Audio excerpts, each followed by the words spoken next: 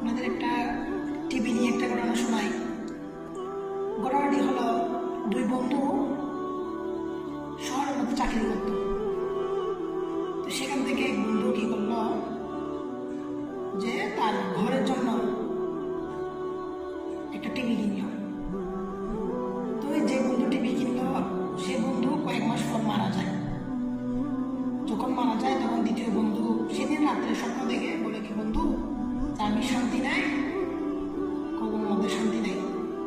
দ্বিতীয় বন্ধু যে স্বপ্ন দেখলো, সে বললো কি, আমরা তো নামাজ পড়তাম, আল্লাহর আদেশ নিষেধ মেনে চলতাম, তবুও কেন তোমার কবরের মধ্যে শান্তি নেই?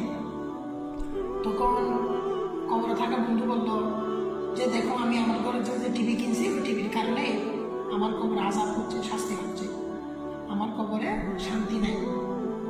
তুমি তাড়াতাড়ি আমার গ্রামের বাড়িতে যাও, গিয়ে সেখানে তাদেরকে বলো এই টিভিটা ভেঙে ফেলে।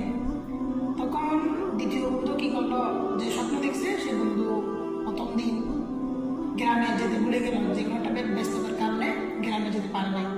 দ্বিতীয় দিন বন্ধু আবার স্বপ্ন দেখলো, বললো কি, বন্ধু, আমি কবরের মধ্যে ভালো নেই, আমার কবরে আযাব হচ্ছে, তুমি তাড়াতাড়ি আমার গ্রামের বাড়িতে যাও। দ্বিতীয় দিনও ওই বন্ধু কি করলো, গ্রামের বাড়িতে যাইতে পারে নাই।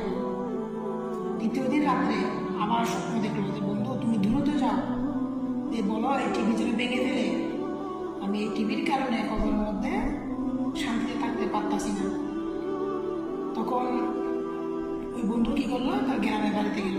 যাওয়ার পরে যে বন্ধু কবরের মধ্যে আযাব হচ্ছে, তার স্ত্রীকে ঘটনাগুলো শোনালো, তার সন্তানদেরকে ঘটনাগুলো শোনালো।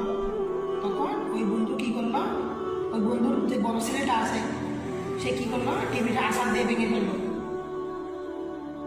তখন সেদিন রাত্রে আবার